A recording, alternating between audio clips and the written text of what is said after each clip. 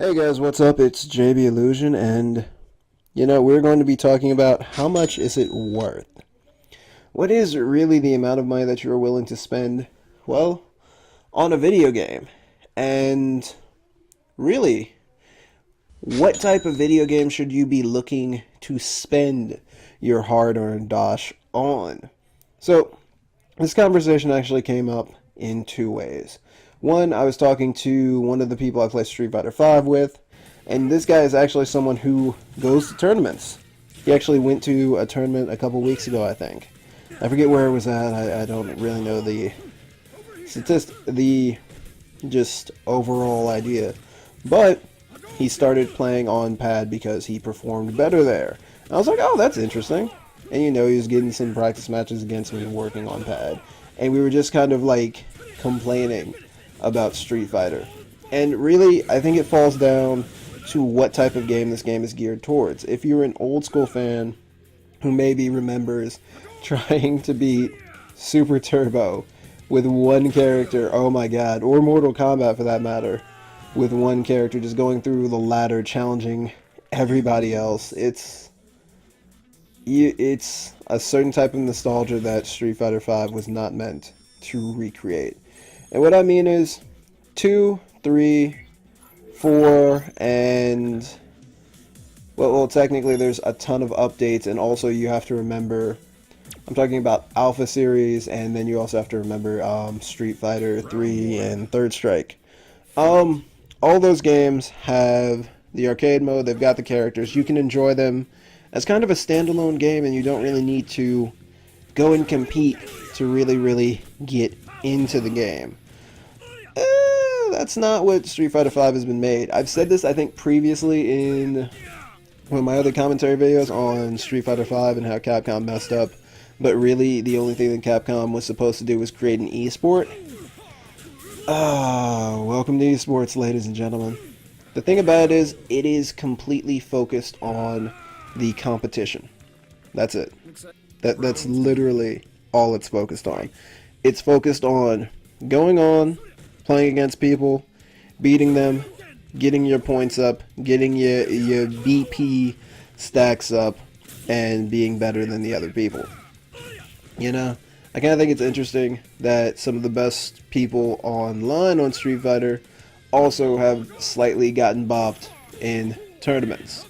Not saying anything there, but hey, it helps everyone with their perspective, especially me with my like 2,000 PP. It helps. It helps a lot. It helps a lot. Like it makes me sad because I was playing with a Ken player. You're probably watching it right now, and he beat me the first time. I was coming back on him. I really felt like I figured out how to beat him, and that's really where the enjoyment comes from me. The other guy that I was talking about earlier, a lot of his enjoyment comes from figuring things out, all these cool setups and how to use this and how to apply this.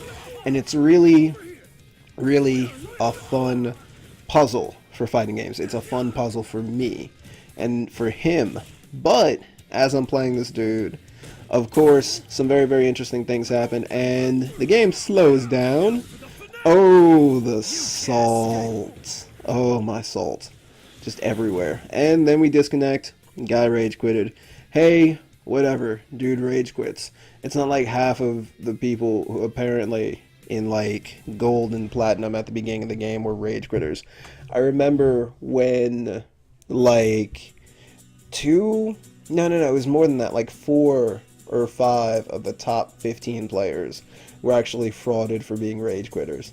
And eventually they got their points taken away, and then they showed up a week later back in the top 15 because, hey, there's no real punishment for rage quitting. There's not. There's none whatsoever.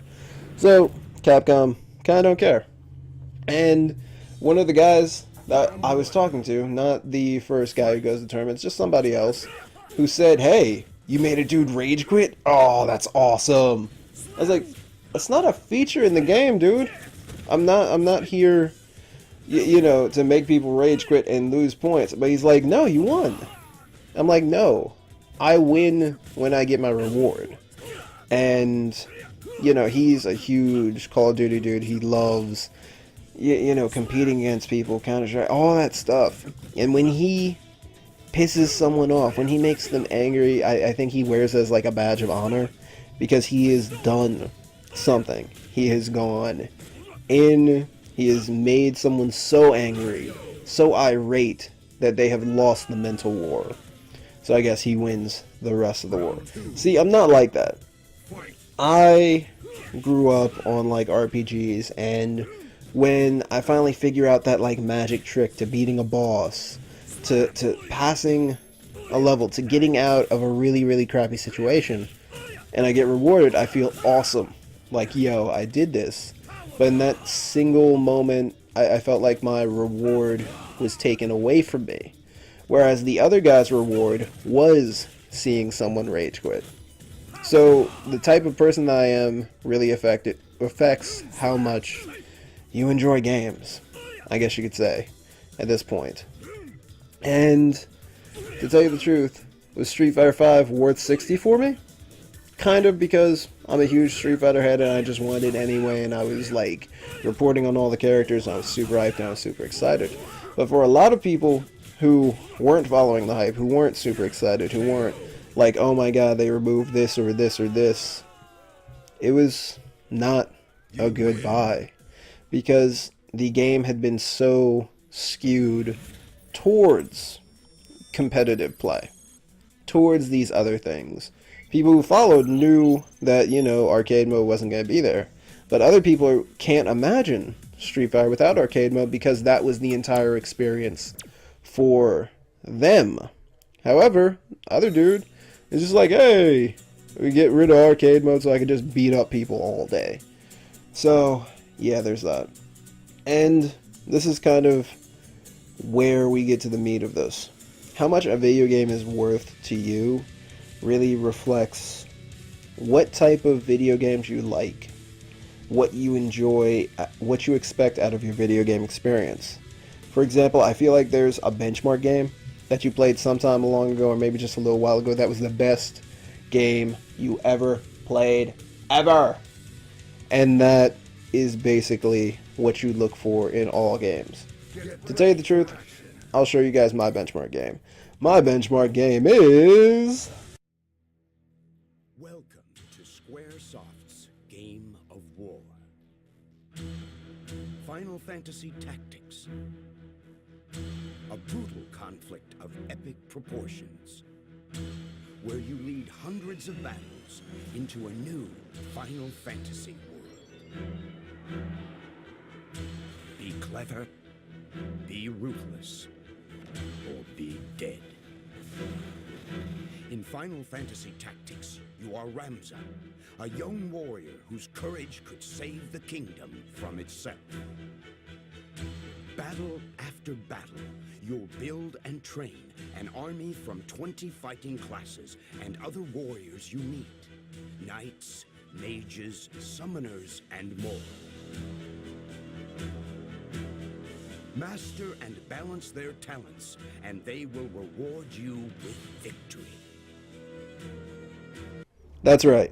My benchmark game is Final Fantasy Tactics PS1 era, and you know, that's my game. It questioned, you know, history. Who's remembered as a hero, who's remembered as a villain. It questioned so many things that made me think not just about the video game world, but my world. See, I need a game like that both like stimulates me, challenges me tactically, and I love the writing of. It was probably the first video game that I feel I can say had incredible incredible writing. At least to me at the time. I think it was like 13, 14-ish, maybe somewhere around that. And I loved it. I thought it was incredible. I loved how I could customize all the characters. I loved how I could mix and match certain abilities to create my own unique style. If I wanted to make a ninja... if I wanted to make a ninja knight who drank potions every time he got attacked and could catch arrows with his bare hands, I could do it. You know what I mean? If I wanted to make a mime ninja I could do that too. Well, kinda. Yeah, I could kinda do that. But it was just kind of how the game was built up, and the story around it was fantastic. And the level of customization to where I could really create my own strategies for my own group of people was incredible, and I don't remember playing anything like it at that point in time in my life. So, it was an amazing game for me. I loved it. It was incredible, man. Now, that is speaking from a tactics RPG person. I need to have all these things for a game to be worth it for me. The other guy that I know freaking loves Counter-Strike, and I friggin' hate it. I hate Counter-Strike because it's just like, yeah, do all these things. Shoot quick. No, no, no. Look everywhere. Look around you. Look over that corner. Look at that. No, you're shot. You're dead. Deal with it. You know, it's not as like slow paced as I kind of like things to go. I kind of like a little bit of time to think, but no, it's quick action. And he loves that ish so much, and I hate it so much. Mostly because of like little things like this. Yeah, gotta love it when everybody's mics was on. I did not know how to mute it at the time of like recording this. Maybe I'll do even more Counter-Strike videos of me getting shot in the head. Not me headshotting other people, me getting shot in the head very cleanly. But his whole thing was playing shooting games when he was younger, and that's kind of his niche. His niche. God dang it. That's what it is. He loves the competition. He loves going up against somebody. Those tense moments of both of you are pointing at each other. You're shooting. You're trying to circle strafe. You're aiming for the head. You're trying to get that body shot. You're trying to do all these things, and he loves those seconds. He will play a match forever where nothing really exciting happens until that one moment and feel completely and utterly satisfied in his purchase, in what he is doing, because he knows that moment will come again. Me, I get salty. I get salty everywhere about these games. But hey, that's because I've already showed you my benchmark game. That's what I'm looking for. That's what I expect. That's what I super like. You know? I ain't that twitchy. Now, here's where we come to... Now, on to probably the category that I think most video gamers fall into. It's kind of, well, I like playing video games. If I gotta spend $60, I want at least an hour or two for every dollar that I spend on this game, and a lot of video games like Mad Max, and I will say even Fallout 4, basically sell themselves on, look, it's an open sandbox. Go out there, have fun, see all these things. You can do all these things. Go out, do them, have fun. Maybe you'll run into a Deathclaw 5 minutes in. Who knows? Go enjoy a world. And I really think that a lot of AAA games are kind of going in this way and having other games relegated towards the back. Mostly RPGs, because competitive games raise a lot of esports dollars, of course. Yeah. Esports. Anyhow, Fallout 4, let's just talk about that. Fallout 4 really is, designed, its combat is so much faster than the other games, and it was really ramped up to like 11. But, like I told you guys before, I like slower paced stuff, and that like crazy combat was just a little bit too much for me.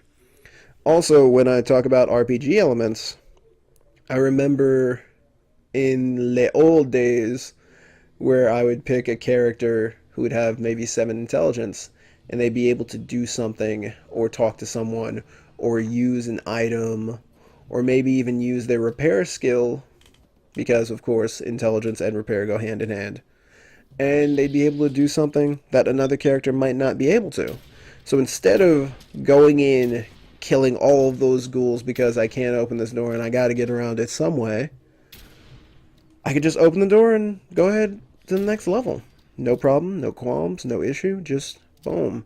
But this game is pretty much go ahead, instead of being able to open that door, screw that. Go kill those ghouls. And a lot of people actually prefer this style of gameplay as opposed to, say, Fallout 3 style gameplay, or even the earlier Fallout games. That's that's my thing. I'm not really a huge fan of the new style, especially the dialogue, where I could have like my little attributes come up. The attributes really don't matter. It's more of a Mass Effect style conversation. Then there's also just I feel like the reliance on certain things like the power armor. For example, if I'm just walking around and I run into a Mirelurk Queen, I ain't fighting that ish. I need to go get power armor for that. You know? Like I'm not killing that thing. Or if I am killing that thing, I better be stocked on every type of weapon in existence. And if not, there's no cool way to get around it. You can't do much about that. Your sneak skill ain't gonna help you that much, homie. You're gonna get wrecked, even attempting to fight it. You and your companion. I'm sorry, Kate. I love you. And that's another thing. Just let me soapbox for 1 second. Good grief. I remember if you were a named character, if you're a named character, well, you're a named character. You mean something. You're scary. However, it seems like the legendary opponents, the legendary raiders, the legendary whatevers are basically solely there to provide I guess you could say, a mini boss, a little mini boss opponent for you to fight so that you can get cool loot. Fallout becoming more like Borderlands, gotta love it. The whole loot thing does kind of throw me for a loop, because it always used to be that you would see that, like, named opponent, named person, you would know that they would have something. They would provide some type of crazy opposition for you. But if you were able to beat them, if you were able to take them out, maybe, just maybe, you would get a really cool item or something off of them. Maybe you could trick them out of the item. Maybe you could pickpocket it from them.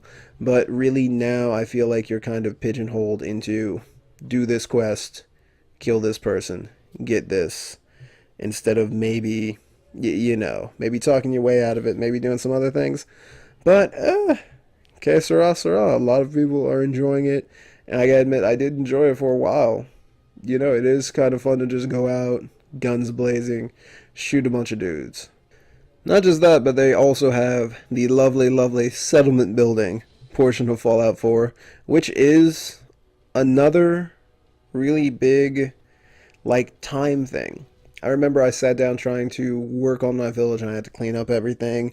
I had to start building everything. I was like, no, no, no, this doesn't fit. Let me move this, so let me just get that right on point. There we go. No, no, no, red, no, no, no, no. We're going to put this right there. There we go. Now I have another settlement and another settlement. And now I gotta spruce this place up because I'm not having it look bad. No, no, no, no, no, no, no. And nope, now I gotta get my gear ready. What can I do with my gear? I can do this, I can do this, I can do this. I need to find another teddy bear. So then I gotta move this together. And now I have to go apparently get like a couple little light bulbs so I can smash them. And I can make a little, sight for this new gun. And it is a lot of fun in that regard. And there's tons and tons of hours of that. But I kind of feel like it's moved away from RPG to being more of Lovely Phone, to being more of, along the lines of Mass Effect, along the lines of Mad Max and other really, really open world games. And there's a little bit of hint of Minecraft sprinkled in, but you know what? At least you can actually use some of the items that you find now, as opposed to just carrying around 55 teddy bears and 9 lights and what was it? A Braxo cleaner? Yeah, Braxo cleaner. At least there's something useful for that, but I still feel as though without the core skill system, that there's something just missing there for me as a person. However, didn't stop Fallout 4 from being one of the most highly anticipated games, from selling a ridiculous amount of copies and from having a lot of people really, really enjoy it. So that's three types of gamer. The people who are really looking for bang for your buck, a lot of enjoyment, a lot of time that you can spend exploring this digital world. People who love the RPG scene, and people who love competition. Now, there's another thing that I didn't touch on, so I'm just going to add this in at the end, just really, really quick. So I was talking about how the time consuming, the world exploring video games seem to be taking the forefront, along with competitive gaming taking up the AAA spot, whereas RPGs and heavily story-based games are being brought into the indie scene. And you know what?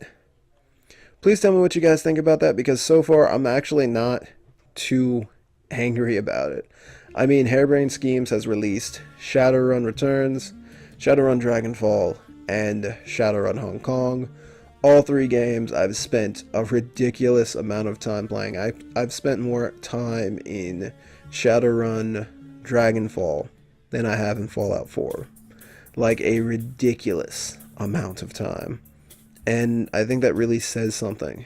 Probably one of my favorite game series of all time, and I can remember a long time ago they did try to make another Shadowrun game, and it was AAA. It was on Xbox, and it was a shooting game, and it did so bad. A lot of people did not like it as a Shadowrun game. They were very, very pissed off. I think there's a GIF of people throwing paper balls at the lead developer. It's somewhere on the internet. Look it up. What do you guys think, though, about... What do you guys think about the state of indie games? About how you can buy a game for $35 and it can actually go up against a game that has received millions and millions and millions and millions of dollars of backing for your enjoyment? Do you feel that it's completely based on the type of gamer that you are and the whole benchmark game crap theory that I have? Or is it something more? Is it something more intrinsic? Thank you guys for watching. I'm JB Illusion, and please tell me in the comments what you guys think. Peace out, people. A den of stinking evil. Cover your nose, boo. We will leave no crevice untouched. Oh guys, what's up? This escalated so quickly. I'm talking about Baldur's Gate, Siege of Dragonspear. It is the apparent 1.5 DLC. So I've already watched a couple people's videos and people talking about it, and I'm actually very, very interested in this. That much. That's why I kind of am interested in them.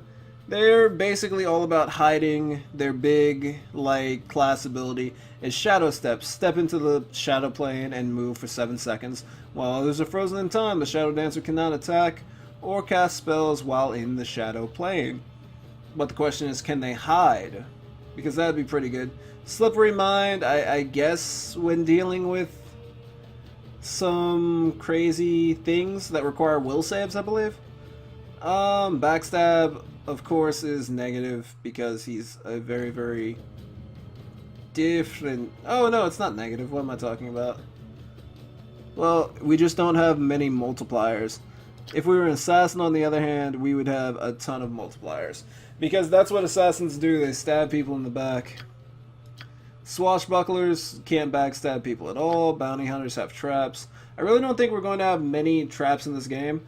Also, by the way, people who may think that this is like Baldur's Gate, it is not. It's heavily based on combat. So that's why I was thinking about doing it. Maybe it might become too boring. This is certainly going to be on a probationary